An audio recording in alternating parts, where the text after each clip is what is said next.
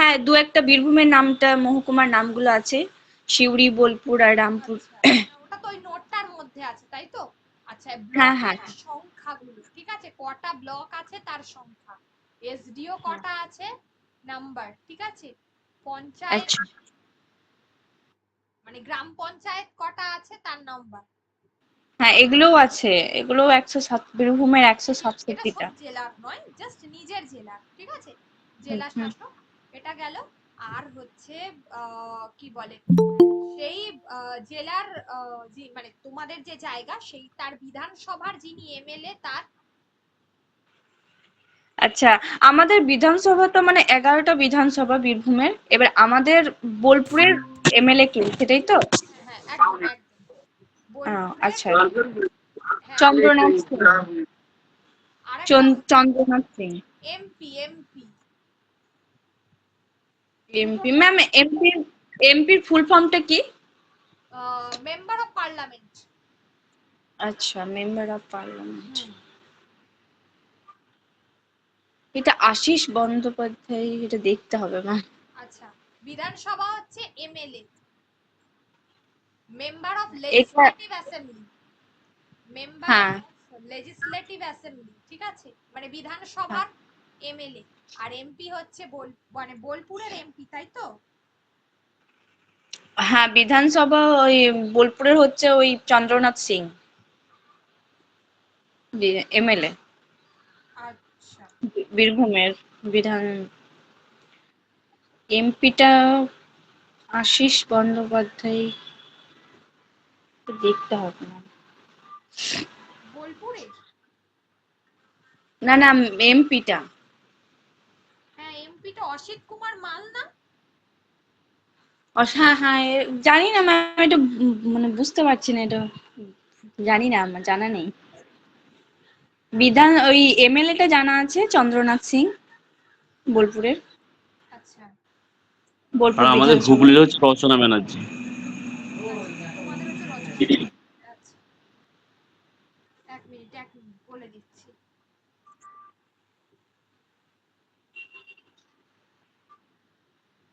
হ্যাঁ, অসিত কুমার মাল, ঠিক আছে, এই মুহূর্তে আচ্ছা, বোলপুরের এমপি হচ্ছে অসিত কুমার মাল।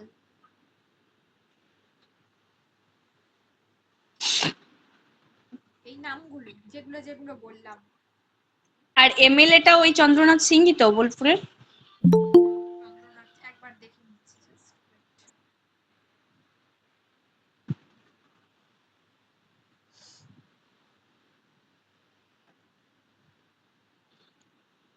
চন্দ্রনাথ হ্যাঁ, ঠিক আছে, ঠিক আছে।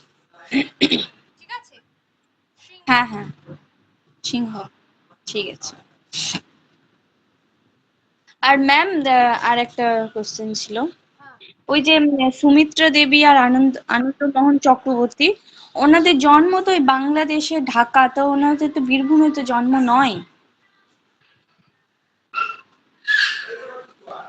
মানে বিশিষ্ট ব্যক্তিবর্গ, আপনার ওই নোটসে দেওয়া আছে বিশিষ্ট ব্যক্তিবর্গে, তো ওখানে তো দেওয়া রয়েছে সুমিত্রা দেবী হিন্দি ও বাংলা চলচ্চিত্র অভিনেত্রী, তো উনি তো দেখাচ্ছে তো এমনি না না, উনি কোনো বাংলা। না কোনো সময়ে, আচ্ছা সুমিত্রা মুখার্জি তাই তো? সুমিত্রা দেবী, হ্যাঁ লেখা রয়েছে। সুমিত্রা দেবী লেখা আছে। হুম। আচ্ছা, তিনি কোনো না কোনো সময়ে বীরভূমের সঙ্গে অ্যাটাচড ছিলেন, সেই জন্যই তার আচ্ছা নামটা দেওয়া আছে, ঠিক আছে। আচ্ছা, আর আনন্দমোহন চক্রবর্তী উনিও তাই, মানে মানিকগঞ্জে ওনার জন্ম। হ্যাঁ, মানে জন্ম সালটা নয়, উনি ওখানের সঙ্গে অ্যাটাচ ছিলেন সেই কারণে বলা হচ্ছে। না, যে যেমন ওই বিশিষ্ট ব্যক্তি তারাশঙ্কর বন্দ্যোপাধ্যায়, ঔপন্যাসিক, ওনার জন্ম তো ওই দুটো বললেই যথেষ্ট, অন্যদের হ্যাঁ বীরভূমের, ওরা অতটা বীরভূমের পপুলারও নয়, ওদের নাম বলার দরকার নেই, তারাশঙ্কর বন্দ্যোপাধ্যায় বললেই হবে। হ্যাঁ বীরভূমে লাভপুরে জন্ম, আর প্রণব মুখোপাধ্যায় ওনারও জন্ম ওই বীরভূমে কেতুগ্রামে, কেতুপুর থানার অন্তর্গত মিরাটি গ্রামে জন্ম।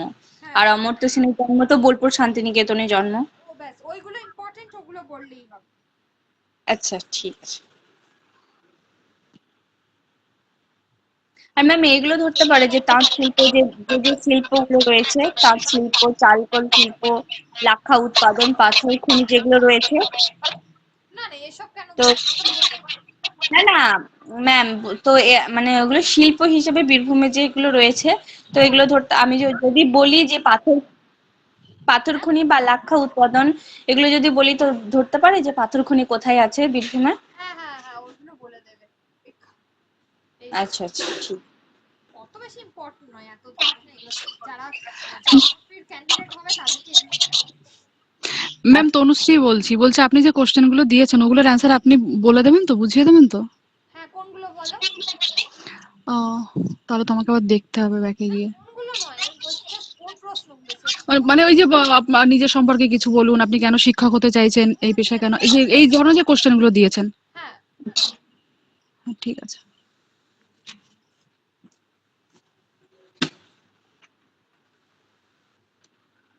আচ্ছা, এগুলো বললাম। আর একটা হচ্ছে ওই নোবেল পুরস্কারটা তো বলেছি। আর ভারতবর্ষ থেকে হ্যাঁ কারা কারা নোবেল পুরস্কার পেয়েছে এটা গুরুত্বপূর্ণ। অনেকে অনেক বড় লিস্ট, ইভিন যারা ভারতীয় নয়, অনাবাসী প্রবাসী ভারতীয়, তাদের কথাও বলছেন। অত আমাদের দরকার নেই, গুরুত্বপূর্ণ যে কটা আছে আহ, তাদের সেই কটা পড়ে গেলেই হবে, ঠিক আছে? আমি রিসেন্ট যেহেতু একটা ওই লাসলো।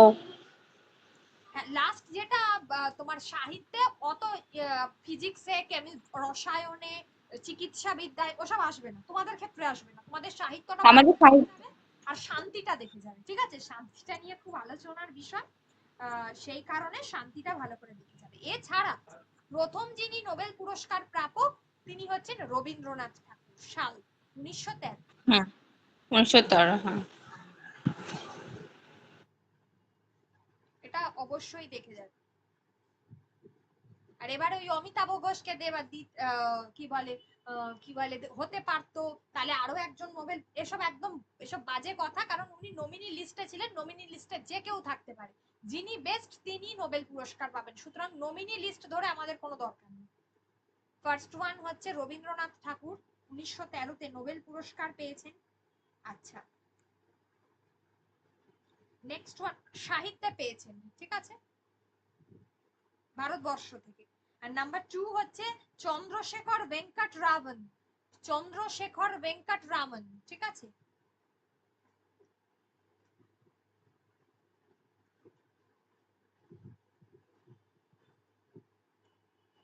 যিনি পদার্থবিদ্যাতে পেয়েছেন 1930 সালে। Number 3 mother Teresa, 1979। প্রথম ভারতীয় মানে হিসাবে, মানে ভারত থেকে প্রথম, উনি যদিও ভারতীয় নন কিন্তু ভারত থেকে প্রতিনিধিত্ব করেছিলেন শান্তি। শান্তিতে, 1979। প্রথম মহিলা প্রাপক, ভারতীয় প্রথম মহিলা নোবেল পুরস্কার প্রাপক Mother Teresa. And number 4 Amartya Sen, অর্থনীতিতে, হ্যাঁ ম্যাম 1998। 1998। ইয়েস।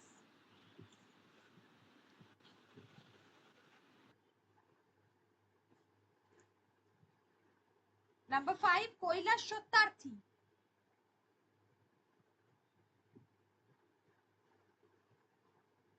কৈলাস সত্যার্থী।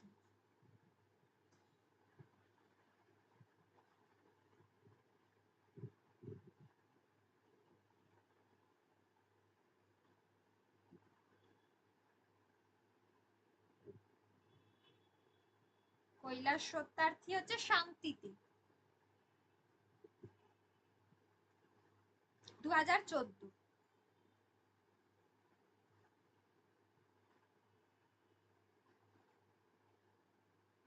আর এছাড়াও যারা পেয়েছে 2019 অভিজিৎ বিনায়ক বন্দ্যোপাধ্যায়, অর্থনীতিতে, ঠিক আছে?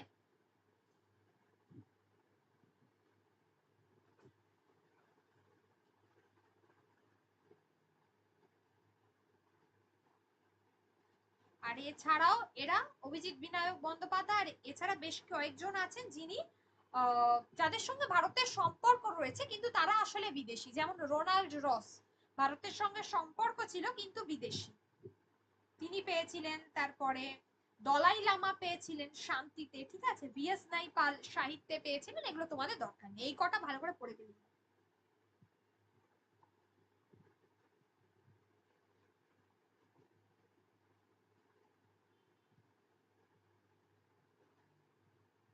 নোবেল পুরস্কার কোন কোন বিষয়ে দেওয়া হয় সেটা একটু দেখে নেবে। নোবেল পুরস্কার কোন কোন 5টা বিষয়ে দেওয়া হয়।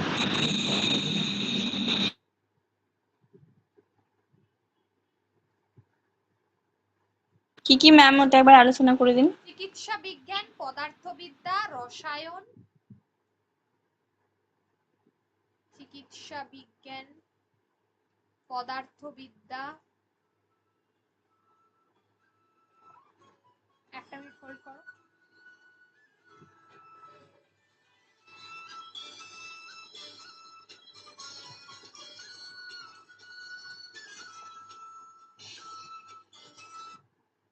হ্যালো, হ্যাঁ, যেটা বলছিলাম, আহ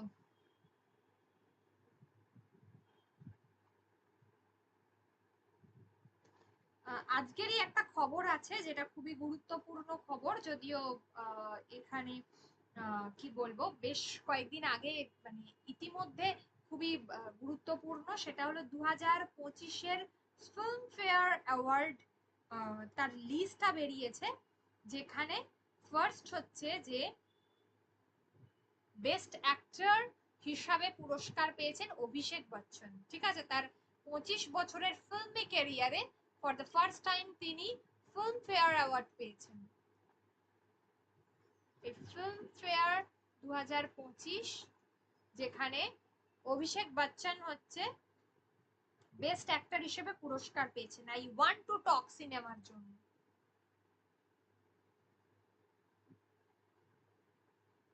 আই ওয়ান্ট টু টক, ঠিক আছে, এটার জন্য। ফিমেলে হয়েছে আলিয়া ভাট, ফিমেলে হচ্ছে আলিয়া ভাট।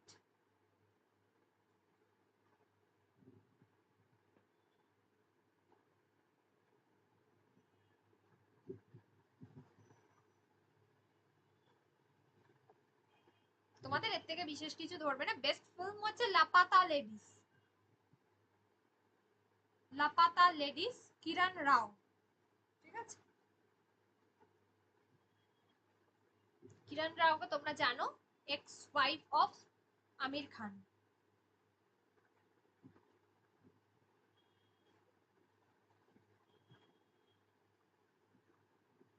এটাই গুরুত্বপূর্ণ, এটা বলে রাখলাম, এটা আজকেরই খবর আছে। I want to talk Filmfare Abhishek Bachchan, ঠিক আছে। আর ন্যাশনাল অ্যাওয়ার্ডটা দেখে রাখবে, যেটা আগের দিন তোমরা অলরেডি বলে দিয়েছো, ন্যাশনাল অ্যাওয়ার্ডটা ওটা মাথায়। আর যেদিন পরীক্ষা দিতে যাবে তার 2-1 দিন আগে থেকে, মোটামুটি একটু দুদিন হলেই হবে, মানে জাস্ট একদিন আগে সেদিন, এবং যেদিনকে সকালবেলা পরীক্ষা দিতে যাবে অবশ্যই আনন্দবাজারের ফ্রন্ট পেজটা, হেডিংটা অন্তত দেখে যাবে, ভিতরে কিচ্ছু দরকার নেই, ফার্স্ট পেজটা অনলি, ভেতরে পড়তে হবে না, শুধু হেডিংটা দেখে গেলেই হবে।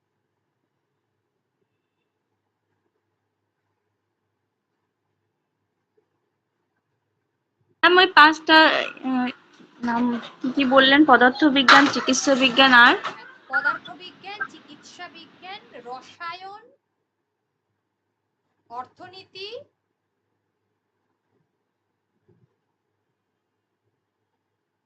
শান্তি, ব্যাস।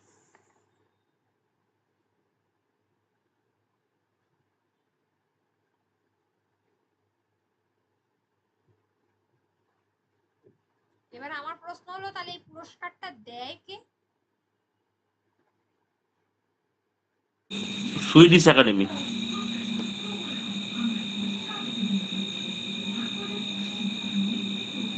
সুইডিশ একাডেমি দেয় ম্যাম। সুইডিশ একাডেমি, আলফ্রেড নোবেলের স্মরণে, তাই তো? নামাঙ্কিত আর কি, উনি ডিনামাইট আবিষ্কার করেছিলেন। প্রথম 1969 সাল থেকে দেওয়া হচ্ছে, সুইডেন থেকে দেওয়া হয়, কিন্তু শুধুমাত্র শান্তি পুরস্কার যেটা, সেটা সুইডেন থেকে দেওয়া হয় না, ওটা নরওয়ে থেকে দেওয়া হয়। শুধুমাত্র শান্তি পুরস্কার যেটা, সেটা নরওয়ে থেকে দেওয়া হয়, ওটা সুইডেন থেকে দেওয়া হয় না।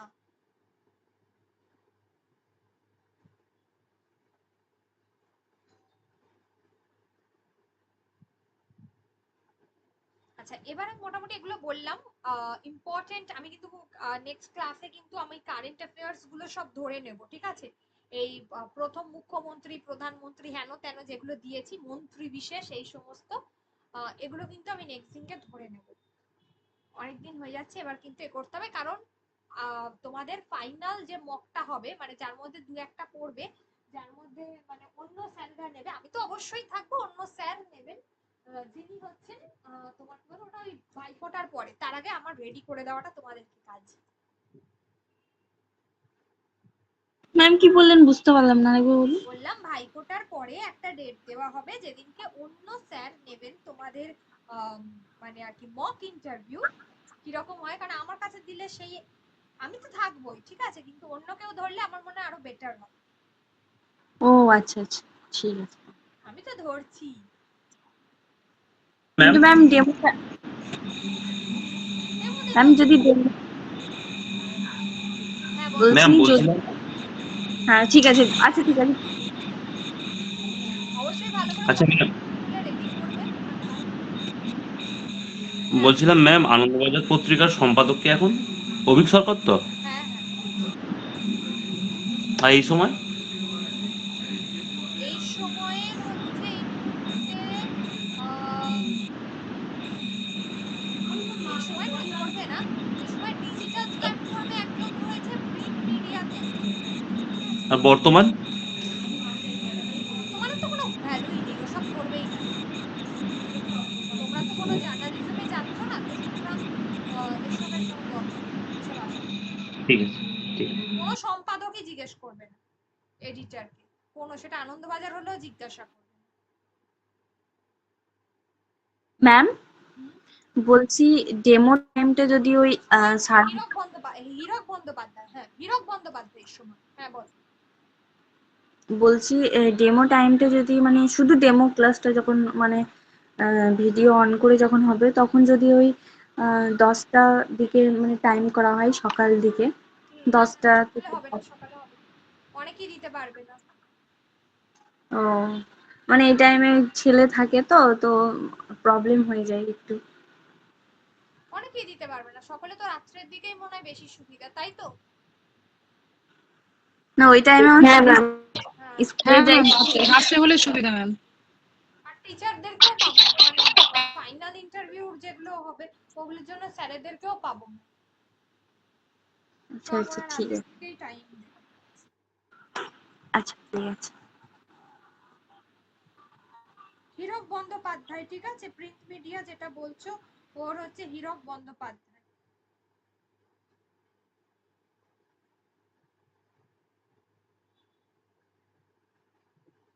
বরুণ বাবু তো আগে ছিল, বর্তমানে এখন তো উনি নেই।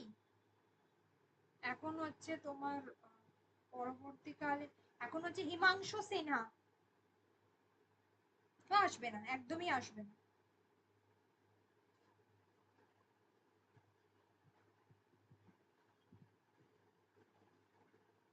আর এবিপি গ্রুপের অনেকজন আছে, প্রিন্ট মিডিয়ায় একজন আছে, কি বলে তারপরে ডিজিটাল মিডিয়াতে এক ধরনের আছে, ঠিক আছে, এসব অনেক রকম ব্যাপার আছে।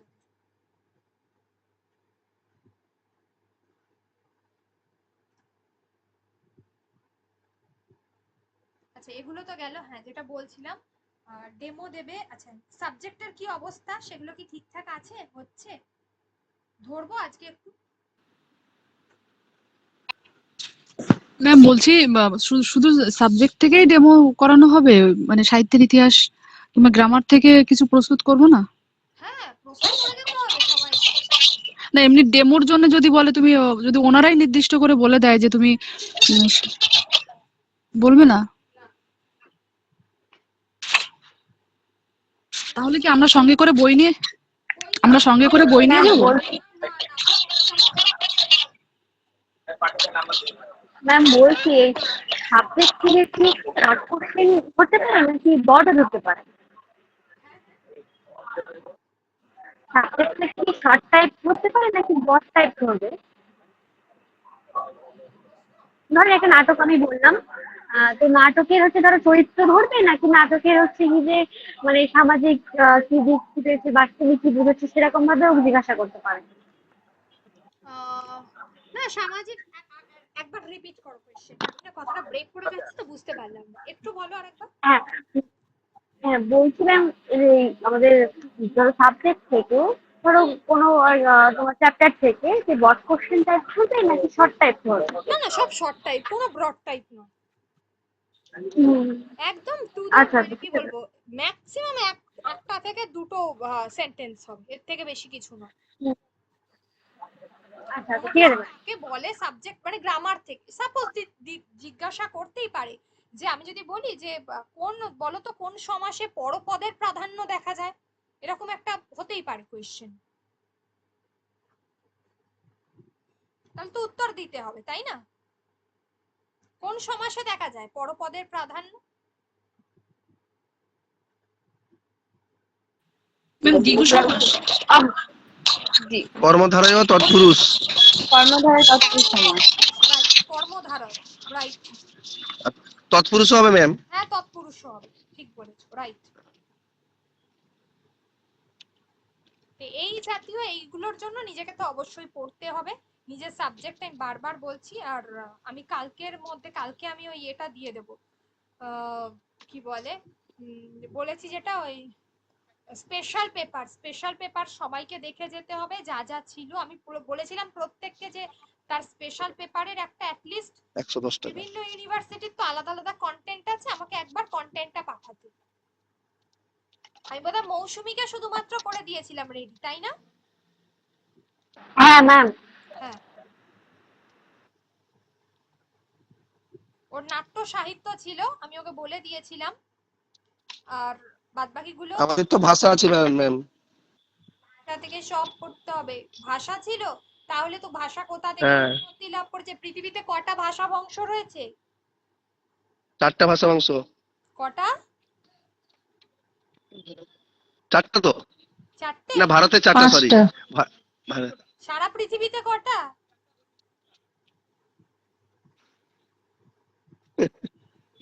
ছেড়ে 4টা তো ম্যাম। না না, আমি ভারতের কথা বলিনি, আমি সারা পৃথিবীর কথা বলছি। বাবারে বাবা, সব ভুলে গেছে গো। ইন্দো ইউরোপীয়, সেমিও হামিও, বাল্টোস্লাভিক, এগুলো সব ভুলে গেছে। সেগুলা 12টা তো। হ্যাঁ সেটাই জিজ্ঞেস করছি, সারা পৃথিবীতে। হ্যাঁ 12টা, সেটা 12টা। আর ভারতবর্ষে? ভারতবর্ষে 4টা। আচ্ছা, কি কি? ইন্দো ইউরোপীয়, অস্ট্রিক, দ্রাবিড়, ভর্চিনীয়। আচ্ছা, এবার আমাকে বলো দেখি যে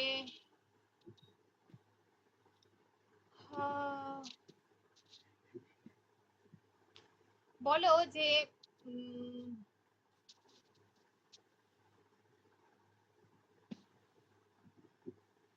বাংলা লিপি কটা? আচ্ছা এটা আমাকে বলো, সরি, উপভাষা কতগুলো রয়েছে এটা আমাকে বলো। উপভাষা 5টা রয়েছে। কি কি?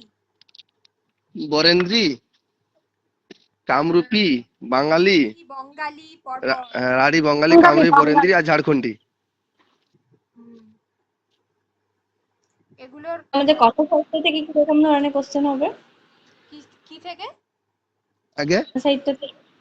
ভাষা সাহিত্য থেকে তো বলে দিচ্ছি ওইগুলো। না না, কথা সাহিত্য। ও কথার সাহিত্য তো কোনো আদি অন্ত নেই, পুরো বঙ্কিমচন্দ্র থেকে শুরু করতে হবে।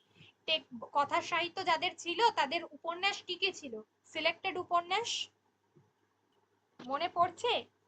সাধারণত থাকে হলো চোখের বালি, থাকে হচ্ছে শেষের কবিতা। আচ্ছা ম্যাম, হ্যাঁ বলছি এম এর মার্কশিটে তো আমার স্পেশাল পেপার লেখা তো নেই কোন সাবজেক্ট। এবার আমি যদি আমার যেটা সহজ সেটা যদি বলে দেই এটাই স্পেশাল পেপার। না, কে বলেছে লেখা নেই? শুধু স্পেশাল পেপার দিয়ে নাম্বারটা লেখা আছে তো। তো ওই ইউনিভার্সিটি ওই ইয়ারে যদি বের করে তুমি কি করবে? ওরা যদি বার করে সেটাই বলছি। হ্যাঁ তাহলে ওদের লেখা আছে? না না, চালাকি করবার একদমই চেষ্টা ব্যাপারটা করবে। ওরকম নয়, রেজাল্টে শুধু লেখা আছে। স্পেশাল পেপারে কত পেয়েছে লেখা আছে দুটো। হ্যাঁ, স্পেশাল পেপারটা কি সেটাও তো লেখা আছে। দেখতে আমি তোমার দেখলাম নেই, আছে দেখতে। হ্যাঁ, ইউনিভার্সিটি রেজাল্টে আছে। লেখা আছে এবং আমাদের তো না, আমাদের রেজাল্টে লেখা আছে। ইউনিভার্সিটি? আমার বিদ্যাসাগর ইউনিভার্সিটি। এটাই মুশকিল, এগুলো তো বলতে পারি না ঠিকঠাক। আচ্ছা আমি ম্যাম, হচ্ছে বর্ধমান ম্যাম ইন্টারভিউটা কি কলকাতাতে হবে না যে যার জোনে হবে? জোনে করবে বলে মনে হচ্ছে। 16 কলকাতা, সালে নাকি যে যার জোনে হয়েছিল শুনছিলাম যেটা। হ্যাঁ, কিন্তু এবারে তো আবার সেন্ট্রাল এসএসসি, জানো তো ডিসিশন তো আমার আগের বারে তো সেন্ট্রাল এসএসসি ছিল ম্যাডাম। হ্যাঁ, জোনে না হলে এত ক্যান্ডিডেট কে পারবে না এক জায়গায়। এত ভিড় করবে না কলকাতায়, জোনে হবে। হ্যাঁ, এতজনকে নিয়ে।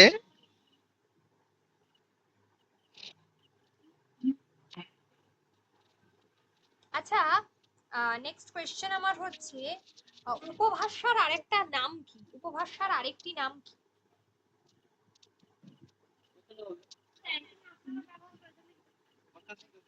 উপভাষার আর একটা নাম। যদি কোয়েশ্চেন বলে যে উপভাষার আরেকটি নাম কি, তাহলে কি বলবো?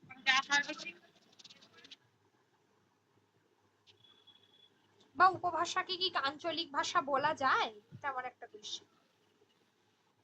হ্যাঁ বলা যায়। হ্যাঁ, সেটাই। তাহলে উপভাষার আরেকটা নাম হচ্ছে আঞ্চলিক ভাষা। হ্যাঁ, কারণ আঞ্চলিক রূপ ভেদে এই ভাষাটা তৈরি হয়েছে। একদম। আর কোনো, আমি বারবার বলছি, ওদের কাছে কিন্তু সব ইনফরমেশন আছে, ওই ইয়ার ধরে ধরে সব রেডি করে আছে ওরা, যার যে বছরে। তাই একদমই চালাকি করার বিন্দু মাত্র চেষ্টা করবে না। মানে ওরা যেদিন হয়তো ইন্টারভিউতে ডাকবে, যাদের লিস্ট আছে সব লিস্ট সব রেডি করে রাখবে ওরা, না? একদম সব দেখে শুনে লিস্ট রেডি করে দিয়েছে। ওরা তো আর রেডি করবে না, প্রফেসররা এর থেকে সব রেডি করেই দিয়েছে স্টাফেরা। আচ্ছা। বিন্দু মাত্র চেষ্টা করবে না, যেটা তোমার নিজের স্পেশাল পেপার, সেটাই তুমি সেটাই বলবে।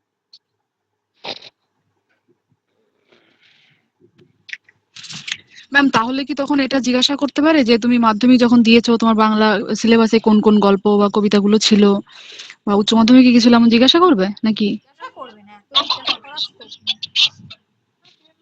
এখনকার গুলো জিজ্ঞাসা করবে, অবশ্যই দেখে দেবে, ঠিক আছে? এখনকার জিজ্ঞাসা করতে পারে, অবশ্যই দেখে নেবে টেক্সট গুলো কি কি রয়েছে। ক্লাস 9 10 যারা 11 12 এর জন্য দিচ্ছ, তারা 9 10 11 12 বোথ পুরো সিলেবাসটা ভালো করে দেখবে। যদি মনে করো যে অসুবিধা হচ্ছে, আমাকে বলবে, আমি দেখব।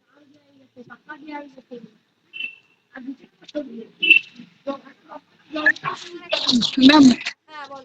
ম্যাম বলছি রিসেন্ট কোনো ভালো লেখকের ভালো একটা বই, বেশ ছোট বই হবে তেমন কোনো একটা বই নাম বলুন, তাহলে একটু পড়ে রাখতাম। কি কি রিসেন্ট কোন লেখকের? হ্যাঁ হ্যাঁ, ভালো কোনো একটা বই, একটু ছোট হবে বইটা, অল্প পৃষ্ঠার। বইটা পড়ে যাবে, মানে কোনো বই পড়েছো? হ্যাঁ, যদি জিজ্ঞাসা করে রিসেন্ট কোনো বই পড়েছো কিনা, ধরুন রবীন্দ্রনাথ, শরৎচন্দ্র, এগুলো তো পুরনো, বহুত দিন আগে থেকেই মানুষ পড়ে, তো ওগুলো বললে যদি বার পরে তুমি রিসেন্ট কিছু পড়েছো কিনা, তো রিসেন্ট কয়েকজন লেখক। তুলনামূলক সুচিত্রা ভট্টাচার্য পড়তে পারো, অনেক ইজি। আচ্ছা, যে কোনো একটা উপন্যাস সুচিত্রা ভট্টাচার্যের পড়ে যাবে, ইজি।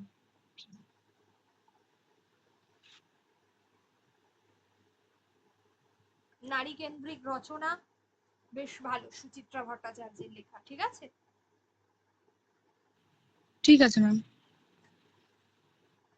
জয়দেবের নেক্সট পড়ানোটা ভালো ছিল, প্রথমটার থেকে দ্বিতীয়টা আরো ভালো হয়েছে। আচ্ছা, ধর্মমঙ্গল কাব্যের শ্রেষ্ঠ কবি কে?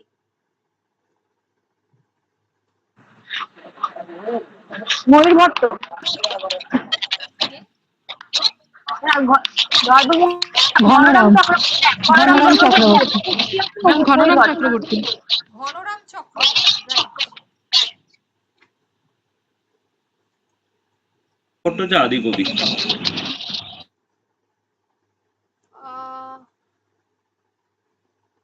মুকুন্দরাম চক্রবর্তীর জন্ম কোথায়? বর্ধমান জেলার দামুন্না গ্রামে। দামুন্না গ্রামে ম্যাম, দামুন্না গ্রামে। আচ্ছা,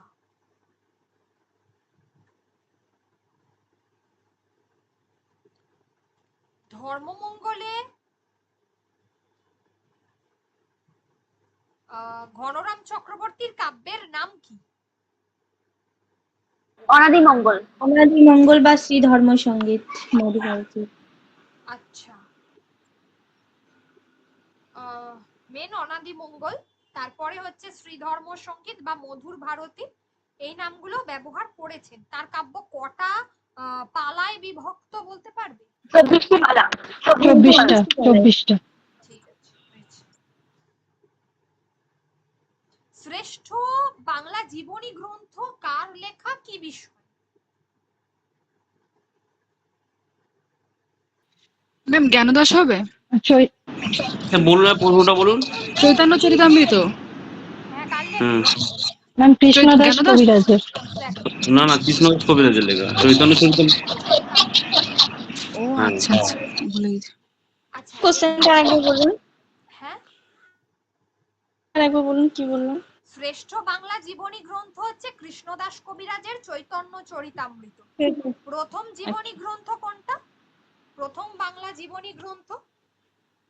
ওই চৈতন্যদেবের সহপাঠী মুরারি না না, বৃন্দাবন দাস পর্চা যেটা। ভাগবত।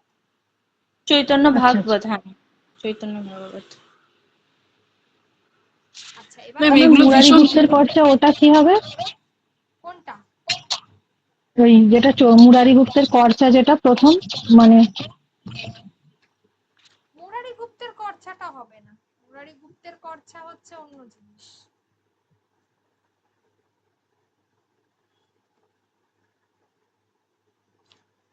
চারজনই শ্রেষ্ঠ, যার মধ্যে তোমাদের দুজন সিলেবাসে রয়েছে। আচ্ছা, আমার একটা প্রশ্ন আছে, যাদের কথার সাহিত্য আছে, কারণ মধ্যযুগ এটা তোমরা জানো, আমি টপিক গুলো বলবো সেটা তোমরা পড়বে। নাট্য সাহিত্যটা বলেছি, প্রয়োজনে আবার একবার আমি গ্রুপে দিয়ে দেব। আচ্ছা, কথা সাহিত্য থেকে যেটা আমার বলার সেটা হচ্ছে যে কার কি সিলেক্টেড কথা মানে উপন্যাস ছিল বা ছোট গল্প ছিল, সেটা কিন্তু পড়ে যেতে হবে, যে যার নিজের। বারবার বলছি, বেশিরভাগ ক্ষেত্রে এক একটা কি বলবো, ইউনিভার্সিটির এক এক রকম, যার মধ্যে বেশিরভাগ ক্ষেত্রে কিন্তু বিষবৃক্ষ, কৃষ্ণকান্তের উইল, চোখের বালি এগুলো থাকে। ঠিক আছে, চোখের বালি, গ্রাজুয়েশনে ছিল। কথা, শেষের কবিতা, গৃহদাহ, ঠিক আছে, শ্রীকান্ত, এগুলো থাকে। এবার তোমাদের কার কোনটা সিলেক্টেড সেগুলো একটু দেখবে। আমাদের এগুলো গ্রাজুয়েশন ছিল, শ্রীকান্ত, রাজসিংহ। হ্যাঁ, রাজসিংহ, শ্রীকান্ত। শ্রীকান্ত বোধহয় প্রথম পর্বটা না, শুধু হ্যাঁ হ্যাঁ, শুধু প্রথম পর্ব। প্রথম পর্ব। Yes.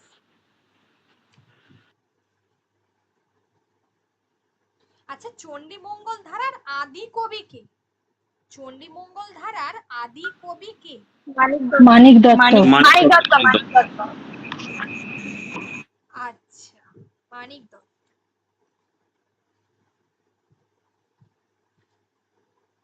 আচ্ছা,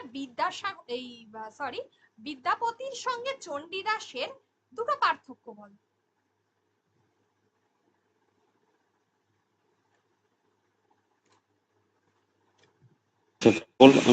বিদ্যাপতি হচ্ছে মাথুর পর্যায়ের শ্রেষ্ঠ কবি। শ্রেষ্ঠ কবি, আর চণ্ডীদাস হচ্ছে মুদ্রা পর্যায়ের শ্রেষ্ঠ কবি। ঠিক।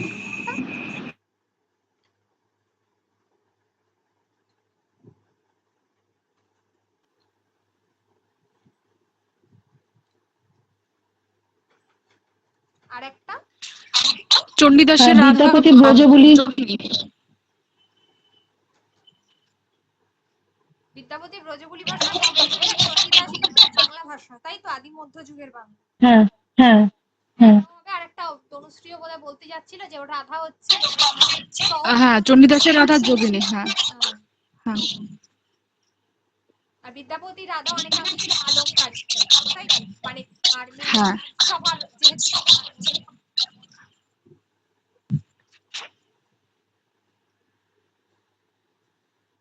আচ্ছা, নেক্সট কোয়েশ্চেনটা হচ্ছে আমার, শ্রীকৃষ্ণ কীর্তনে কটা খণ্ড আছে? নাম্বার 1। 13টি। মানে 13টা খণ্ড আছে, তার মধ্যে 12টা খণ্ড আর একটা হচ্ছে প্রক্ষিপ্ত, যেটা আধা বিরহ। আরাত্রিকা কি আমাকে বলতে পারবে যে পরপর 13টা খণ্ড কি কি? অন্য কেউ বলবে না। হ্যাঁ ম্যাম। হ্যাঁ, বল। জন্ম, জন্মখণ্ড, তাম্বুলখণ্ড, দানখণ্ড, নৌকাখণ্ড, ভারখণ্ড, ছত্রখণ্ড, বৃন্দাবন খণ্ড, কালীয় দমন খণ্ড, যমুনা খণ্ড, হারখণ্ড, বানখণ্ড, বংশীখণ্ড, রাধাবিরহ। Very good.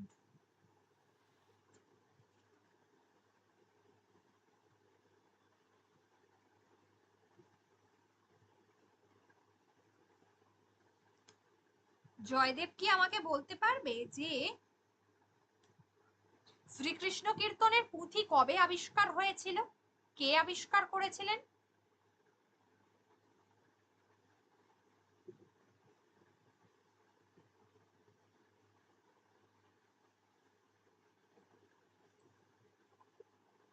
ম্যাম বলবো ওটা? হ্যাঁ বিশ্বজিৎ বলো। শ্রীকৃষ্ণ কীর্তনের পুঁথি আবিষ্কার করেছিলেন বসন্তরঞ্জন রায় বিদ্যাবল্লভ 1909 বাঁকুড়া জেলার কাকটিল্য গ্রামের বনকৃষ্ণপুর বাঁকুড়া জেলার কাকটিল্য গ্রামের দেবেন্দ্রনাথ মুখোপাধ্যায়ের গোয়ালঘরের মাছ থেকে আবিষ্কৃত হয়। আচ্ছা good. বিশ্বজিৎ পরবর্তীকালে 1916 সালে বঙ্গ সাহিত্য পরিষদ থেকে প্রকাশিত হয়। বিশ্বজিৎ তুমি কোথায় থাকো? আমি হুগলিতে থাকি, হুগলির গঙ্গেশনগর গ্রামে। আচ্ছা,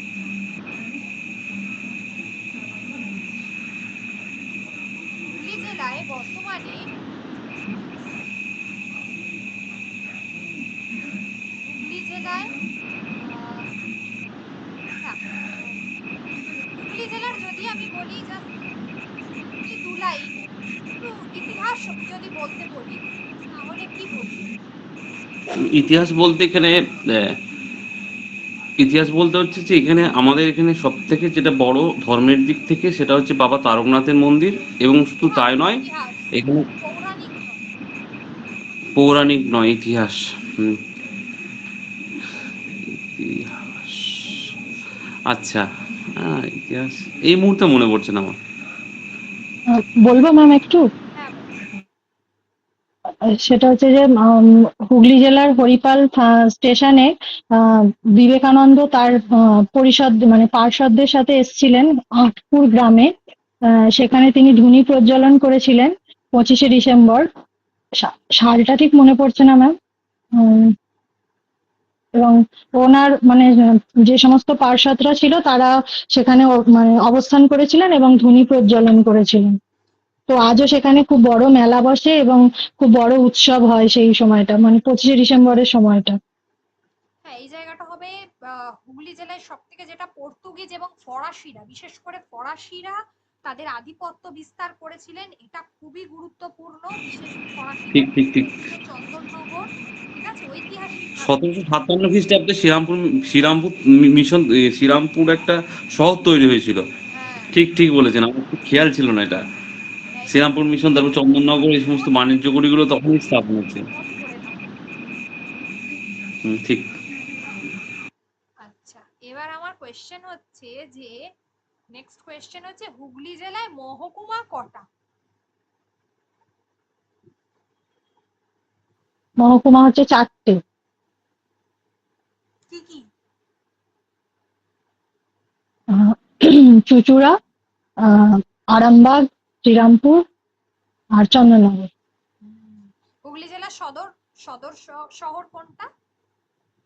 চুঁচুড়া। চুঁচুড়া।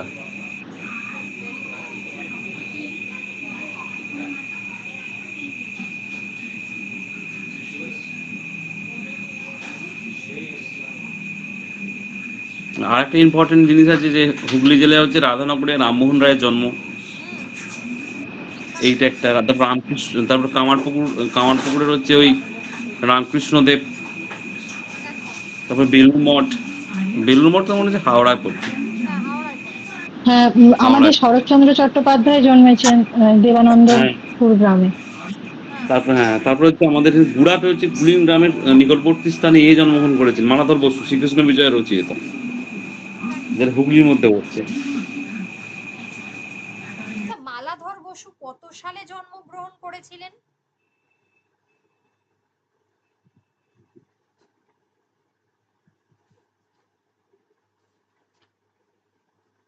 মালাধর বসু কত সালে জন্মগ্রহণ করেছিলেন?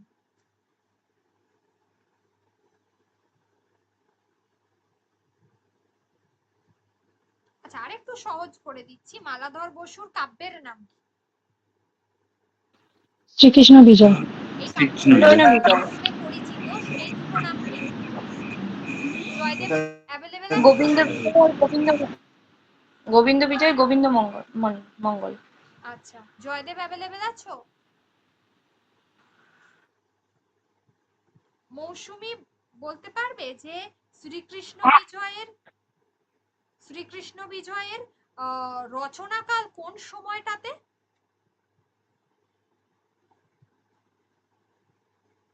আরেকবার বলুন। শ্রীকৃষ্ণ বিজয়ের রচনাকাল কোন সময়টাতে?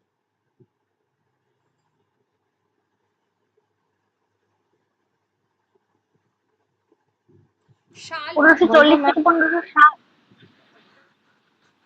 বলবো ম্যাম? হ্যাঁ বলো বলবো ম্যাম? বলো বলো। 1395 থেকে 1402। 1395 ওনার তো ওই গ্রন্থ আরম্ভ হয়েছিল, আর কি 1402 আর চতুর্দশ 2 শকে গ্রন্থ সমাপন। 1395 শকে গ্রন্থ আরম্ভ, চতুর্দশ 2 শকে। আমি বলেছি খ্রিস্টাব্দ, তোমরা উত্তর দিয়েছো। আচ্ছা আচ্ছা আচ্ছা আচ্ছা, হ্যাঁ তাহলে তো 1473 আর 1480। 1470 থেকে 1480 হবে। হ্যাঁ ঠিক আছে, এই জায়গাগুলো মাথায় রাখতে হবে। সময়কালটা হচ্ছে পঞ্চদশ শতকের শেষ ভাগ। মৌসুমী, সময়কালটা হচ্ছে পঞ্চদশ শতকের শেষ ভাগ, ঠিক আছে? ঠিক আছে, হ্যাঁ ম্যাম। আর ম্যাম মালাধর বসুর জন্মসালটা একবার বলে দিন। মালাধর বসুর জন্মসালটা এক্সাক্ট ভাবে পাওয়া যায় না, এটা মালাধর বসুর মোটামুটি ভাবে আমরা ওই শ্রীকৃষ্ণ বিজয়ের সমসাময়িক মানে সাল, যেহেতু তিনি মধ্যযুগের কবি আর কি, সেই জন্য এক্সাক্ট ওই বলা হয় না, ওটাকে পঞ্চদশ শতকেই তিনি বর্তমান ছিলেন এটাই বলা হয়, ঠিক আছে?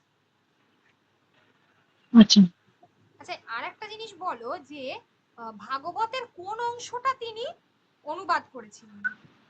দশম ও একাদশ স্কন্ধ।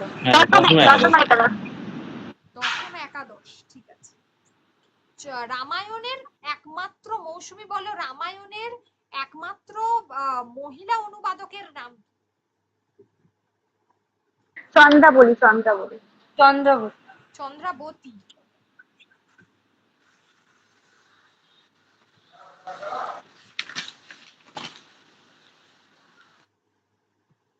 উনিশশো 71 সালে যখন ভারত পাকিস্তান যুদ্ধ হয় তখন ভারতের প্রধানমন্ত্রী কে?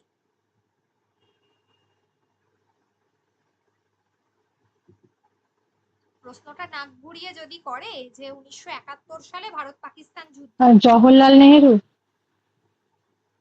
হ্যাঁ ম্যাম, জওহরলাল নেহেরু। মৌসুমী? ইন্দিরা গান্ধী। না, ইন্দিরা গান্ধী। ইন্দিরা গান্ধী।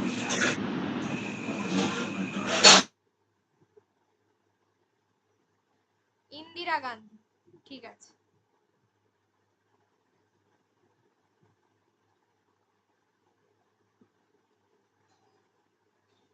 আচ্ছা, এই যে বেটি বাঁচাও বেটি পড়াও, এই যে একটা স্কিম, এটা একটা প্রকল্প, ঠিক আছে?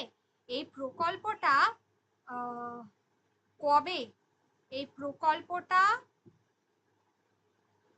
কবে প্রথম শুরু হয়?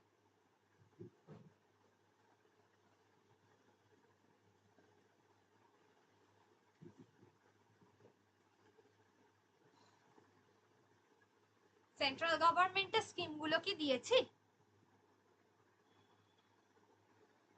এটা নেই ম্যাম। দিয়ে দিয়েছি? আমি তো রাজ্য সরকারেরটা দিয়েছি, সেন্ট্রালেরটা কি দিয়েছি? হ্যাঁ ম্যাম, সেন্ট্রালটা দেন। দিয়ে দেব। আচ্ছা, তো বলো একটু শুনি যদি কেউ জানো। 2015 সালে প্রধানমন্ত্রী 2015 সালে 22 জানুয়ারি। বেটি বাঁচাও বেটি পড়াও এই স্কিমটা শুরু হয় বা প্রকল্প। বেটি বাঁচাও বেটি পড়াও নাম্বার 1। নাম্বার 2, সর্বশিক্ষা অভিযান। 2010-এ। সর্ব 2010-এ হয়েছিল সর্বশিক্ষা অভিযান। সর্বশিক্ষা অভিযান আর হচ্ছে আচ্ছা ওইটা পোষানটা দেখবে। আচ্ছা সর্বশিক্ষা অভিযান কে শুরু করেছিল?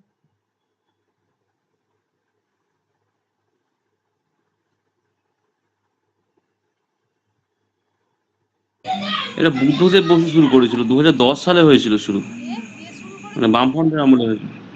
বামফ্রন্টের আমলে হয়েছিল তো মনে হচ্ছে এটা। না এটা তো সেন্ট্রাল গভর্নমেন্টের স্কিম, বামফ্রন্টের আমলে হলো কি? ও সেন্ট্রাল গভর্নমেন্ট, আর 2010-এ হয়েছিল এটা জানি আমি, কিন্তু কে শুরু করেছিল? এটা কি এখন এটার নাম কি হয়েছে বলতে পারবে?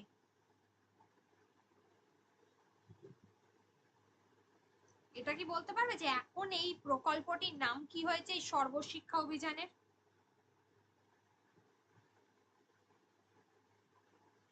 প্রথমত 2010 সালে শুরু হয়নি, 2001 সালে শুরু করেছিলেন অটল বিহারী বাজপেয়ী, 2010-এ সেটা এক্সটেনশন হয়, তার মানে লক্ষ্যমাত্রাটা বাড়ানো হয় বা তার প্রকল্পের উদ্দেশ্যটা পরিবর্তন করা হয়, নাম্বার 1। নাম্বার 2 হচ্ছে যে এই প্রকল্পের নাম হচ্ছে বর্তমান নাম, যেটা চেঞ্জ হয়েছে সর্বশিক্ষা অভিযান থেকে, নাম হয়েছে সমগ্র শিক্ষা। সমগ্র শিক্ষা, ঠিক আছে? 2001 সালে চালু মানে শুরুটা করেছিলেন, মানে সূচনা করেছিলেন 2002 সাল থেকে চালু হয় অটল বিহারী বাজপেয়ী। ম্যাম এই যে স্কুলে মোবাইল দিচ্ছে বা ট্যাব দিচ্ছে, এই প্রকল্পের নাম কি? স্কুলে মোবাইল দিচ্ছে বা ট্যাব দিচ্ছে, এই প্রকল্পের নাম সেটা হচ্ছে রাজ্য সরকারের প্রকল্প।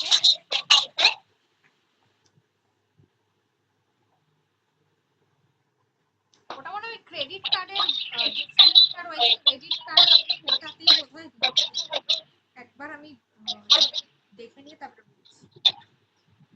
ঠিক আছে ম্যাম। এটা যদি প্রশ্ন করে যে এটা কি সমর্থনযোগ্য যে স্কুলে মোবাইল দেওয়া হচ্ছে বা ট্যাব দেওয়া হচ্ছে? অবশ্যই সমর্থনযোগ্য, যেহেতু সরকার দিয়েছে, তুমি বলতে পারবে না যেটা সমর্থনযোগ্য নয়।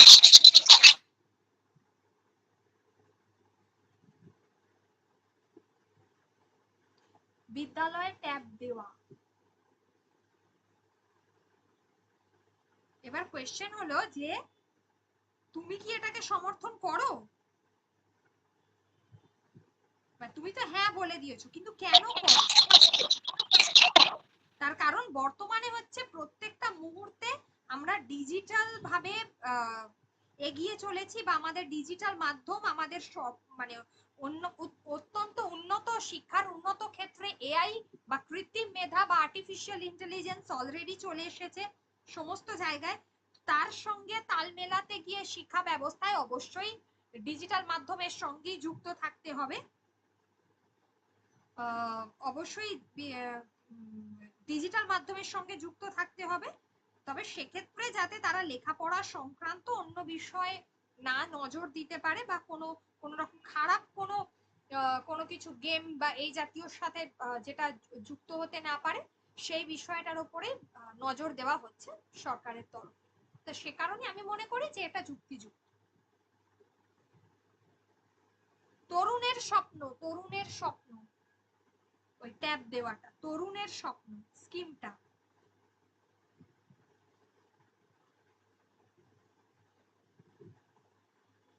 আচ্ছা এই একটা জিনিস এটার পরিপ্রেক্ষিতে বলি, এই যে তরুণের স্বপ্ন যে নামটা দেওয়া হয়েছে, তোমরা কি জানো যে এটা কি অ্যাকচুয়ালি এই তরুণের স্বপ্ন? কেউ বলতে পারবে? পত্রিকা তো। আর শরৎচন্দ্র চট্টোপাধ্যায়ের একটা প্রবন্ধ। তাই কি? নেতাজি সুভাষচন্দ্র বসুর লেখা তরুণের স্বপ্ন বইটা।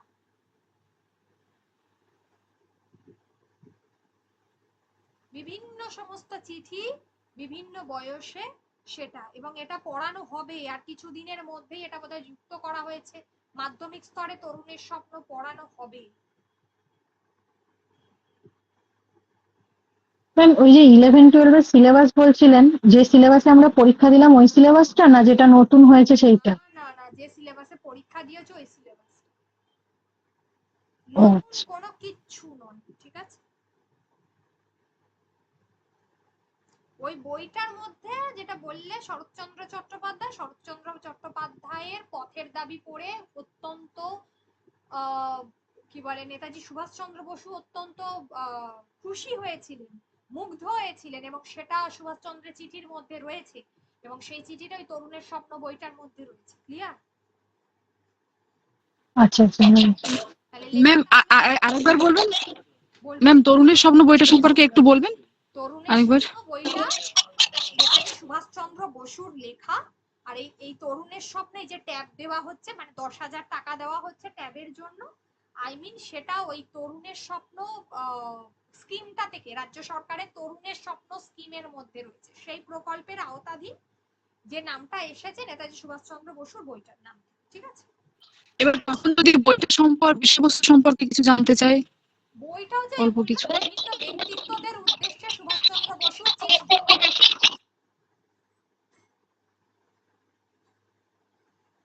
বিভিন্ন দুষ্প্রাপ্য চিঠি, ঠিক আছে?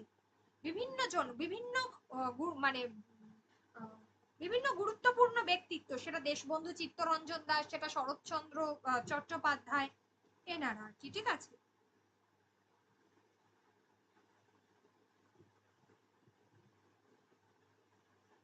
মানে চিঠির আকারে আছে, তার ফলে একটা ইন্টারেস্ট গ্রো করবে, কে কাকে কি চিঠি লিখেছে, এইগুলো। বইটা চিঠির আকারে আছে।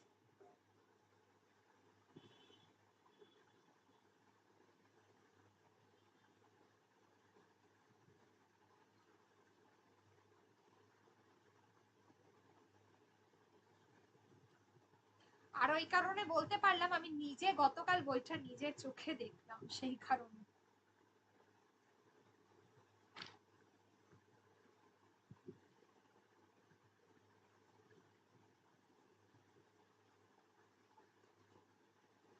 ভালো বই। আচ্ছা, মডেলগুলো দিয়ে দিতে হবে। আচ্ছা, তোমাদের কি এর পরে বৃহস্পতিবার ক্লাস করালে সুবিধা হবে? সবাই অ্যাটেন্ড করতে পারবে তো বৃহস্পতিবার?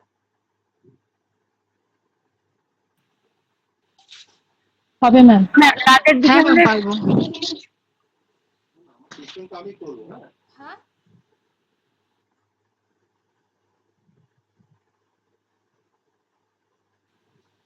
হ্যাঁ ম্যাম পারবো। হ্যাঁ হ্যাঁ, ঠিক আছে।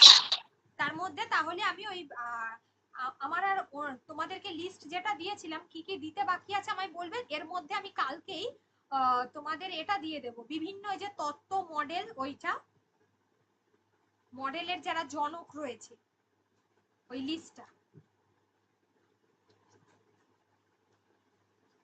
ম্যাম ম্যাম বলছি কোন রকম টিএলএম কি সঙ্গে করে নিয়ে যেতে হবে, কোনো চার্ট বা এই সমস্ত কিছু বানিয়ে ইন্টারভিউ এর সময়? ম্যাম মাইক্রো টিচিং এর মেথড গুলো কি কি? অনুশিক্ষণ, তাই তো? অনুশিক্ষণটা কি? প্রথমে অনুশীলন। হচ্ছে পরিকল্পনা প্রণয়ন করবেন, তারপরে হচ্ছে মানে পরিকল্পনাটা করবেন, তারপরে পড়াবেন, তারপরে হচ্ছে প্রতিক্রিয়া নেবেন, অর্থাৎ ফিডব্যাক নেবেন, দিয়ে তিনি দেখছেন যে হয়তো অনেকে পারছেন বা ঠিকঠাক কেউ বোঝেন, তাহলে তিনি আবার পুনরায় পরিকল্পনা করবেন, বা যদি কারোর কোনো কিছু ভুল হয়ে থাকে, সেই কেউ হয়তো বোঝেনি, তাদেরকে তিনি কি করবেন, আবার পুনরায় একটা পরিকল্পনা তৈরি করবেন, অর্থাৎ কিনা প্ল্যানিং, তারপর আবার পুনরায় পড়াবেন, আবার পুনরায় তাদের থেকে ফিডব্যাক নেবেন। বোঝাতে পেরেছি? আমি দিয়ে দিচ্ছি, পুরো চার্ট করে দেওয়া আছে।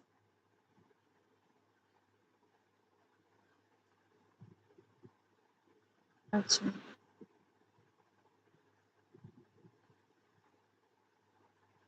আচ্ছা ম্যাম, বলো বলো। বলছি শিশু মনস্তত্ত্বের দিক থেকে কি কি ধরতে পারে, মানে ওই এর যে বিষয়টা আছে? টিএলএম গুলো ধরতে ব্যবহার করা যেতে পারে সেইগুলো ধরতে পারে। ঠিক আছে, এখনকার যে বিভিন্ন উপগ্রহ চিত্র, এই এডুস্যাট, স্যাটেলাইট, এডুকেশনাল স্যাটেলাইট যেটা, সেই জিনিসগুলো এডুস্যাটটা দেখে যাবে, খুব গুরুত্বপূর্ণ এগুলো। আচ্ছা, পাঠ পরিকল্পনা এটা দেখে যাবে। আচ্ছা, তারপরে হচ্ছে আচ্ছা সংশোধনমূলক শিক্ষণ, অর্থাৎ কি না রেমেডিয়াল টিচিং যেটাকে আমরা বলে থাকি, এটা ভালো করে দেখে যাবে, এই জায়গাগুলো ভালো করে দেখবে। আর হচ্ছে এই জায়গাগুলো স্কিল গুলো দেখবে, বারবার বললাম শোনা, বলা, পড়া, লেখা, এই 4টে স্কিল ভালো করে দেখবে। ব্যাকরণ শিক্ষা হলো, পাঠ পরিকল্পনা, অনুশিক্ষণ, মূল্যায়ন, এই কটাগুলো। আর হ্যাঁ, এবার হলো পেডাগজিতে যদি আসো, শিশু মনস্তত্ত্ব, তাহলে কৈশোর যদি মনে করো ওগুলো ধরবে, আমার ধারণা যে ধরবে না, ওই কৈশোর, তারপর বৃদ্ধি, বিকাশ, এগুলো নিয়ে ধরলে তো মুশকিল হয়ে যাবে সিডিপি তে যেগুলো রয়েছে।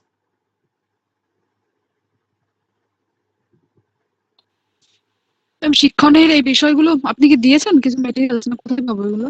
আমি দিয়েছি, ব্যাকরণ শিক্ষাটা দিয়েছি, আমি দিয়েছি না তোমাকে পাঠিয়েছি তো, দেখো।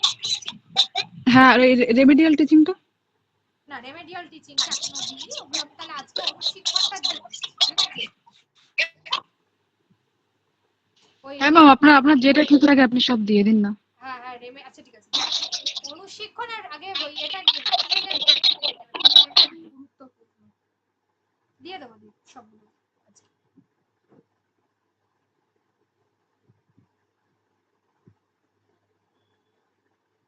তারপরে ম্যাম কিছু কিছু মানে ইয়ে আছে আর কি, ওই অ্যালফাবেট মানে ফুল ফর্ম আছে, যেমন সিসিএ বা সিসিএ, যেমন ওটা খুব ইম্পর্টেন্ট আমি শুনেছিলাম আর কি। আর আছে এসএসএ, বিভিন্ন ধরনের যে সমস্ত ডায়াট, হ্যাঁ, এইগুলো যদি একটু দিয়ে দেন খুব ভালো হয়। একদম তাই। তারপরে হচ্ছে কিছু কিছু যেমন হচ্ছে যে এনসিইআরটি, এনসিইআরটি, এনসিটিই, এত এত এনসিটি। ও তো স্কোপ থাকবে, ঠিক আছে, এত ধরবে না, তবে দেখে যাবে এনসিইআরটি, এনসিটি, হ্যাঁ কয়েকটা আমি করিয়েছিলাম, যেমন ইউনেস্কো, ঠিক আছে। আচ্ছা, আরটিই কি হবে?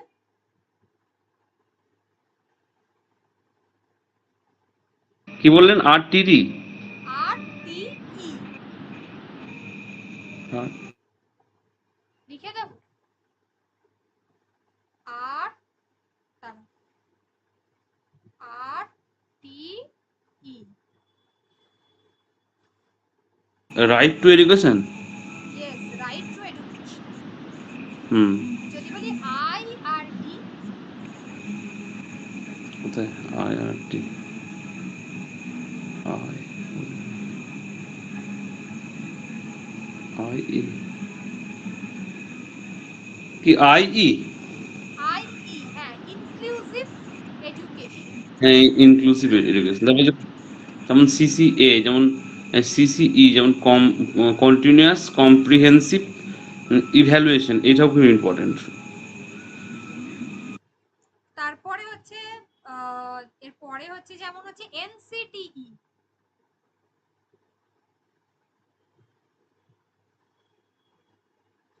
National Council for Teacher Education, এটা খুব teacher education, National Council for Teacher Education. Teacher education. হুম।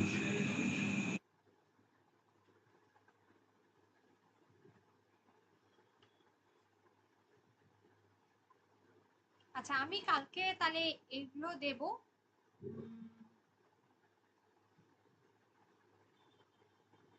ওই জায়গাগুলো আমি দিচ্ছি। আর হচ্ছে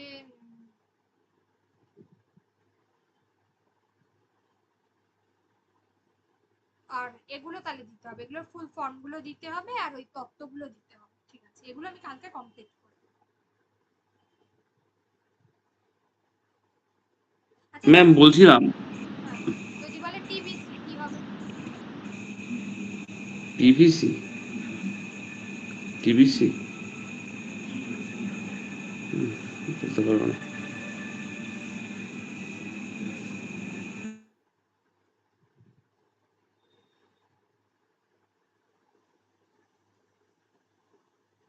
টিবিসি হচ্ছে টেকনোলজি বেসড টিচিং।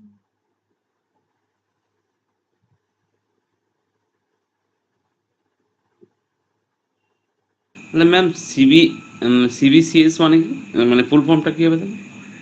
সিবিসিএস যে সেমিস্টার সিস্টেমের যে প্যাটার্ন, সে বলে না সিবিসিএস, আচ্ছা আচ্ছা আচ্ছা, সেমিস্টার সিবিসি, কারিকুলাম বেসড না না, আর দুটো এটা সিবিএসই, কারিকুলাম সিবিএসই, আমার মনে পড়ছে না এই মুহূর্তে। সিবিএস তো আলাদা। সিবিএসই না সিবিসিএসই। সিবিসিএস, হ্যাঁ সিবিসিএস। সিবিএসই, হ্যাঁ সিবিসিএসই হবে। National board of secondary education, এটা আলাদা। আর একটা হচ্ছে তোমাদের সিবিসিএস, তাই তো? হ্যাঁ, সিবিসিএস টা হচ্ছে যে ম্যাম এটা চয়েস বেসড ক্রেডিট সিস্টেম মনে হচ্ছে। হ্যাঁ, হ্যাঁ চয়েস হ্যাঁ হ্যাঁ। Credit system.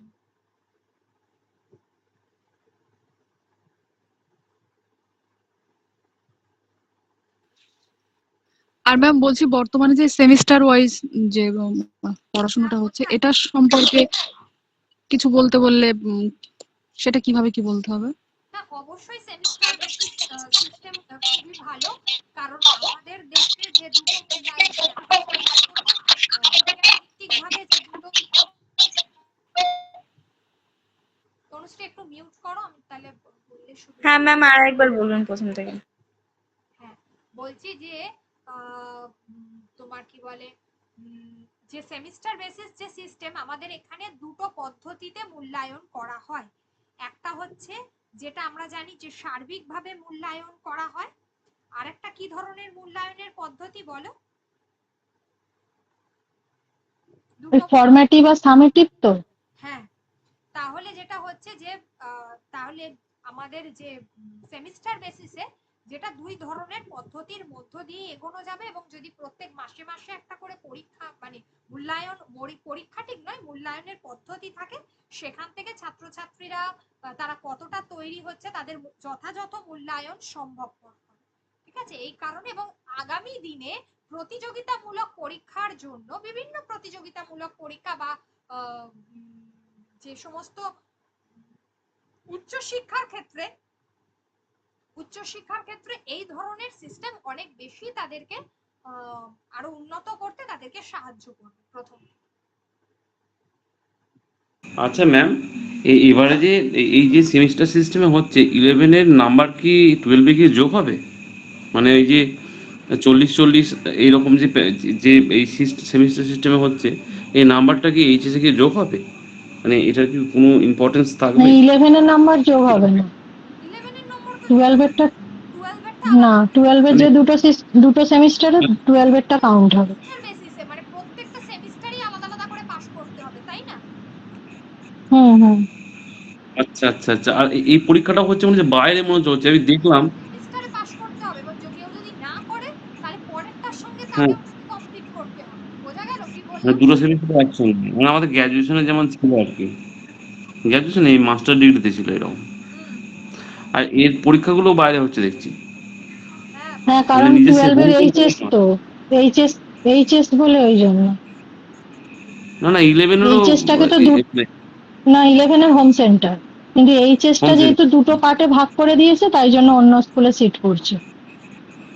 আচ্ছা, 11-12 এর তো নিয়ম অনেক চেঞ্জ হচ্ছে, এখনো পর্যন্ত বইপত্র ঠিক ঠিকানা নেই।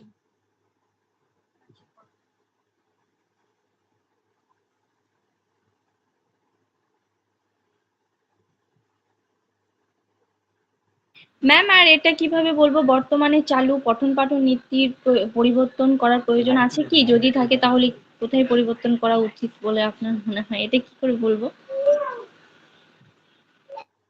বর্তমানে যে পঠন পাঠন রীতি রয়েছে সেখানে পরিবর্তন করার দরকার নেই, শুধুমাত্র সেখানে পরিবর্তন করার দরকার নেই এটা তুমি বলবে।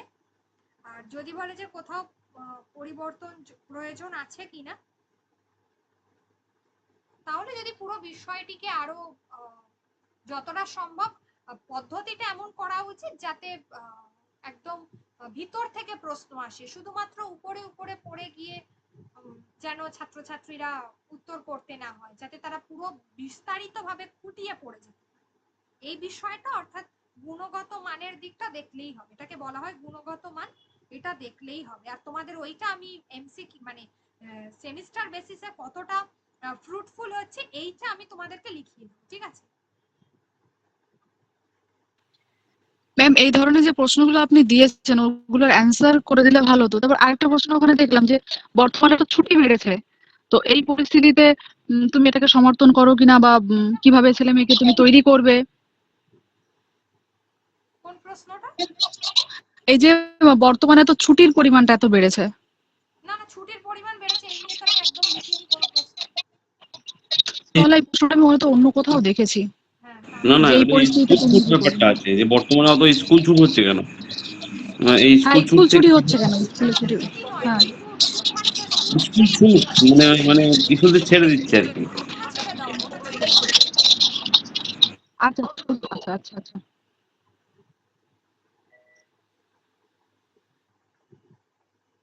স্কুল ছুটটা গুরুত্বপূর্ণ, তার কারণ হলো যে বর্তমানে দেখা যাচ্ছে যে বিভিন্ন পরিবারে যদি সেরকম সমস্যা হয় তোমার ক্ষেত্রে, তাহলে তুমি কি করবে? অবশ্যই তুমি গিয়ে সেই ছাত্র বা ছাত্রীর সঙ্গে প্রথমে কথা বলবে যে কেন সেই ছাত্রছাত্রী প্রথমে কোন ছাত্রছাত্রী ছেড়ে দিয়েছে সেই বিষয়টা দেখবে, এবং তার সঙ্গে প্রথমে কথা বলবে যে সে কেন ছেড়ে দিয়েছে, তার কারণ অনুধাবন করার চেষ্টা করবে, এবং প্রয়োজনে তার অভিভাবকের সঙ্গে কথা বলবে, এবং তারও প্রয়োজনে প্রধান শিক্ষক বা শিক্ষিকা বা যিনি আছেন তার সাহায্য নিয়ে, অন্যান্য শিক্ষক শিক্ষিকাদের সাহায্য নিয়ে এই বিষয়ে যদি তাদেরকে তাদের যত যে কারণে তাদের সমস্যা আছে সেই সমস্যা তাদেরকে মেটানোর চেষ্টা করা হবে। প্রয়োজনে প্রশাসনিক সাহায্য নিতে হবে এই বিষয়ে। তাদেরকে বিভিন্ন যে প্রকল্প রয়েছে, সরকারি প্রকল্পের আওতায় এলে তারা কি কি সুযোগ সুবিধা পেতে পারে, বিশেষ করে অর্থনৈতিক ক্ষেত্রেই এগুলো বেশি ছাড়ে, তো অর্থনৈতিক ক্ষেত্রে যে তাদেরকে প্রকল্পগুলো জানানো, তারা যাতে সেই প্রকল্পের আওতায় কিভাবে আসতে পারে সেই বিষয়ে তাদেরকে মানে আর কি তাদেরকে জানানোটা দরকার। এই বিষয়গুলো এটাই নিয়েই হচ্ছে, এটাই দরকার আর কি, ঠিক আছে? একজন শিক্ষক হিসেবে আমি এই কাজটিই করবো, লাস্টে এই কথা বলতে হবে। কিন্তু কোনোটাতে আওতা আওতা করলে হবে না, এরকম ডিরেক্ট একদম ফরওয়ার্ড উত্তর দিতে হবে, সোজা।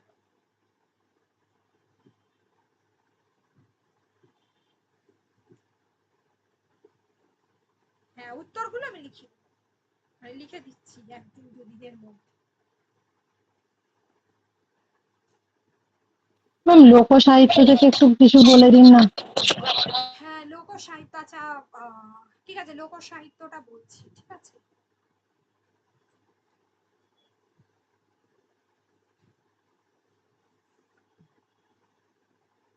একটু নোট করে দিই, মধ্যযুগীয় সাহিত্য আর কথা সাহিত্যটা দেবো না, কারণ তার তোমরা যদি আমাকে দিতে পারো ওইটা ভালো হয়, কারণ কথা সাহিত্যের কোনো আদি অন্ত নেই, পুরোটাই পড়ে যেতে হবে। মধ্যযুগের সাহিত্যটা আমি অবশ্যই একটু নোট করে দেব, তারপরে লোক সাহিত্যটা দিচ্ছি, ঠিক আছে? আর ভাষা দেব। ম্যাম বলছি কথা সাহিত্য কি কি দিতে হবে, মানে আমার স্পেশাল আমার কি কি উপন্যাস ছিল সেগুলো বলবো তো? সেগুলো পড়ে যাবে, এবং ইনক্লুডিং তোমার সিলেবাসে যা যা রয়েছে সেটাও, ঠিক আছে? না না, আপনাকে আমি ম্যাম তাহলে কি কি হ্যাঁ হ্যাঁ হ্যাঁ, আমাকে দেবে, হ্যাঁ সিলেবাসে যেটা তোমার ছিল সেটা দেবে। আচ্ছা ঠিক আছে। ম্যাম চোখের বালি আর গোড়া উপন্যাসটা একটু তৈরি করে দিবেন তো, কিরকম কি প্রশ্ন আসতে পারে? চোখের বালি থেকে তো খুঁটিয়ে খুঁটিয়ে প্রশ্ন ধরবে না, চরিত্রগুলো পড়বে, চোখের বালির গুরুত্বপূর্ণ হ্যাঁ যায় সেরকম, হ্যাঁ। কি বলতে হয়তো চেয়েছে বলে তোমার কোন উপন্যাস পড়তে ভালো লাগে, প্রশ্ন ছড়িয়ে দিল সেরকম। সেটা বলবে আমাকে, তোমার কোন উপন্যাস পড়তে ভালো লাগে, কোনটা পড়েছো। সেরকম একটা দুটো উপন্যাস রেডি করে দিবেন আপনি যদি আর যে আমরা। চোখের বালি পড়েছিলাম যে আপনি ওখানে থেকে রাজনৈতিক দিকটা মানে ফুটিয়ে তুলেছিলেন, সেটা আপনি বলে দেন তো। কোনটা? কি সামাজিক, এটা বেশ চোখের বালি আপনি চোখের বালিটা বলে দেবো, আচ্ছা। একটা দুটো উপন্যাস একটু রেডি করে দিবেন ম্যাম, আচ্ছা যাতে বলে দেবো যে এই উপন্যাসটা আমি পড়েছি এরকম। সেটা কিন্তু একটু ভেতর থেকে পড়ে রাখতে হবে, ঘটনাটা আমি না হয় বলে দিলাম, কিন্তু একটু আধটু তো পড়ে রাখতে হবে। আচ্ছা ম্যাম, ম্যাম আমি এরকম রাজ বিভিন্ন সিংহটা পড়েছি, রাজ সিংহটা ধরুন মনে আছে, ঠিক আছে, এটা মনে আছে। হ্যাঁ ম্যাম বিশ্বজিৎ কি হয়েছে? আমি চোখের বালিটা আগে রেডি করেছি, হ্যাঁ বল। বলছিলাম এই যে চোখের বালি, এই সমস্ত চোখের বালি বলুন, গৃহদাহ বলুন, এগুলো তো একই প্যাটার্ন, মানে একই প্যারালালি উপন্যাস এগুলো, মানে এগুলোকে কি আমি কম্পেয়ার চোখের করতে বালি আর পারি? কোনটা? যে গৃহদাহ, আরো উপন্যাস আছে, বিষবৃক্ষ, না মানে না, এগুলো একই প্যাটার্ন নয়, এগুলোর একই মানে প্যাটার্ন নয় তো। প্যাটার্ন কি নয়, কিন্তু একটা একটা একটা ত্রিকোণ প্রেম, একটা দ্বন্দ্ব তো রয়েছে হ্যাঁ মানসিক দ্বন্দ্ব রয়েছে, প্রত্যেকটা, সম্পর্কের দ্বন্দ্ব রয়েছে। প্রত্যেকটার ক্ষেত্রে সম্পর্কের বন্ধন রয়েছে প্রত্যেকটার মধ্যে। গৃহদাহ তো গৃহদাহ তো ডানা উপন্যাসটা পড়তে গেলেও সেটা দেখতে পাবো। ডানার মধ্যে একটা হচ্ছে মানে আলাদা একটা ত্যাগের একটা ভাবনা আছে, মনস্তাত্ত্বিক উপন্যাস ক্ষেত্রে চোখের বালি, আর গৃহদাহর ক্ষেত্রে তিকন প্রেম, সেখানেও নারী মনের দ্বন্দ্ব, সম্পর্কের এখানেও না। দ্বন্দ্ব রয়েছে তো, তুমি হ্যাঁ, জটিলতা বাড়াবে না, তুমি যত জটিলতা বাড়াবে ওরাও তত জটিলতা বাড়াবে। জটিলতা বাড়াবে, হ্যাঁ মানে বলা যাবে না এগুলো। উত্তরে দেবে। ম্যাম ত্রিকোণ প্রেম তো ঘরে বাইরে তো দেখা যায় তাহলে। হ্যাঁ দেখা যায় ত্রিকোণ প্রেম, কিন্তু সেইভাবে ঘরের বাইরেকে ত্রিকোণ প্রেম গুরুত্ব দেওয়া হয় না, তার কারণ ওটাকে অনেক বেশি দেশাত্মবোধক করতে হবে। প্রেম তো অবশ্যই, অ্যাকচুয়ালি ওটাকে ত্রিকোণ প্রেম বলা যায় না, অ্যাকচুয়ালি পরকীয়া বলা যায়।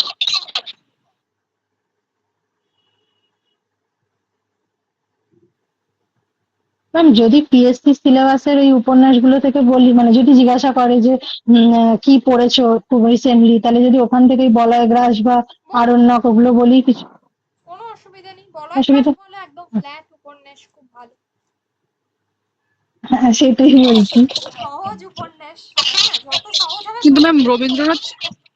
রবীন্দ্রনাথ ঠাকুরের ছোট গল্প পড়া হয়নি, উপন্যাস সবকটাই পড়া আছে, ছোট গল্পগুলো পড়া হয়নি, কোনো জিনিস নাটকগুলোও কি পড়া বলুন, আছে। পোস্টমাস্টার হোক তোমাদের, হ্যাঁ হ্যাঁ, পোস্ট মাস্টারটা পড়া আছে, হ্যাঁ। পোস্টমাস্টার বলে দেবে, ভালো গল্প। যদি এরকমও প্রশ্ন আসতে পারে যে রবীন্দ্রনাথের ছোট গল্পকে নিয়ে সত্যজিৎ রায়ের সিনেমা হয়েছে তিন কন্যা, সেখানে তিনটে গল্প কি কি ব্যবহার করা হয়েছে?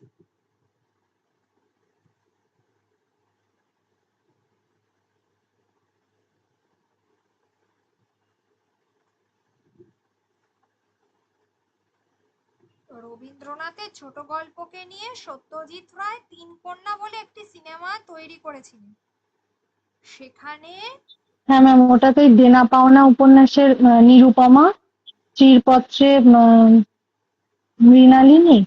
না না নষ্ট নীড়। আমি ওটা পড়েছিলাম, ভুলে গেছি। চারুলতা, ওটা ফ্ল্যাট নষ্ট। সিনেমা, ঠিক আছে।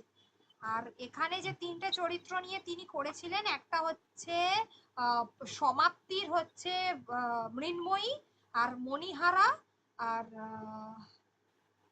মণিমালিকা। ওটাতে পোস্টমাস্টার ছিল, মণিহারা। পোস্টমাস্টার। ও, প্রথমে রতন পোস্টমাস্টার তাহলে। ছিল, হ্যাঁ রতন, তারপরে হচ্ছে মণিহারা, থার্ড ওয়ান হচ্ছে সমাপ্তি। আর মণিহারার তো মণিমালিকা ছিল চরিত্রটা। হুম হুম। আর সমাপ্তির মৃন্ময়ী।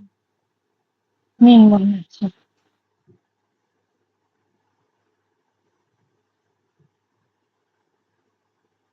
সব থেকে জনপ্রিয় ওই 3 নম্বরটাই হয়েছিল, সমাপ্তি।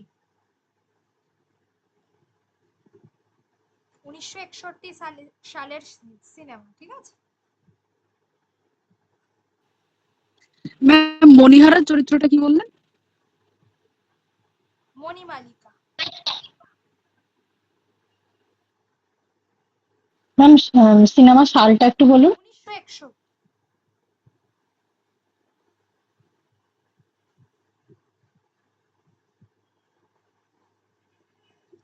ঠিক আছে, আগে এই অবধি দাও, আর নেক্সট দিনকে কিছু একটা ডেমো নেব আর পড়া ধরবো, ঠিক আছে। বৃহস্পতিবার দিন, ওই দিন 8টা থেকে ক্লাস নেব, ঠিক আছে।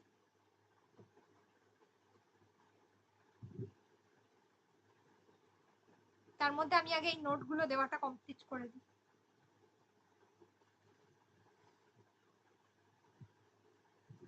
রবি ঠাকুরের গল্প যেগুলো যেগুলো বললাম ওগুলো পড়ে রেখো, ঠিক আছে। এর মধ্যে যে কোনো একটা পড়ে রেখো, তাহলেই হবে, ভালো করে পড়ে রাখবে খুঁটিয়ে। আর আমি চোখের বালিটা বলে দিচ্ছি যে কোনটা কি পড়ে রাখবে ভালো করে খুঁটিয়ে, ঠিক আছে। হবে তো?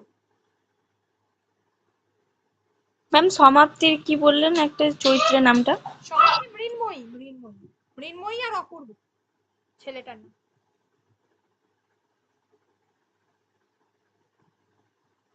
স্পেশাল পেপারের সিলেবাসটা কিছুতেই পাচ্ছি না, কিভাবে পাবো একটু বলবেন? মানে যদি গুগল সার্চ আমিও করি, পাচ্ছি না ওটাই। আমাদের সিলেবাস খাতাপত্র অনেক খুঁজছি। আমার ম্যাম কারণ গ্রামের বাড়িতে আছে, ওরা কেউ দিতে পারছে না, বুঝতেই পারছে না কোথায়